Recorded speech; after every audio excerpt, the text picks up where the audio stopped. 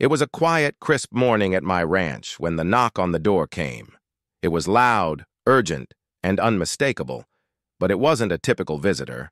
No, this was the kind of knock that rattled the bones and set off alarm bells in the back of my mind. I opened the door to find a group of people, all suited up in what looked like law enforcement gear, though they didn't identify themselves as police officers. The only thing they made clear was that they were sent by the HOA, Homeowners Association, and they were here to inspect my property. But as they barged into my personal space with their clipboard and attitude, they weren't prepared for what was coming next.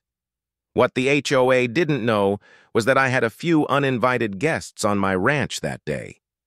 A biker gang that I had been working with to fix up my barn. They were rough around the edges, but they were trustworthy, skilled workers. They were also fiercely protective, and they had no love for anyone who tried to push us around.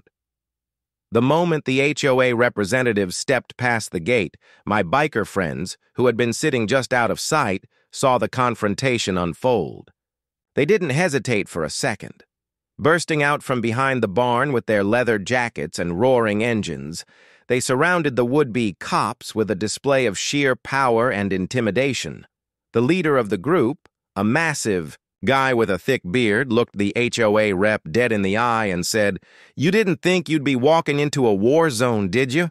The HOA agents froze, completely caught off guard by the sudden shift in dynamics.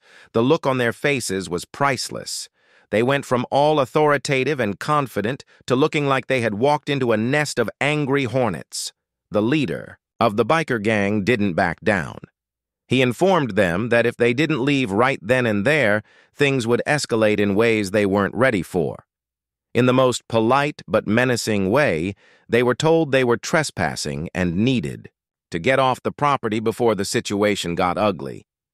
The HOA agents had no choice but to turn tail and leave, their proud posture completely shattered.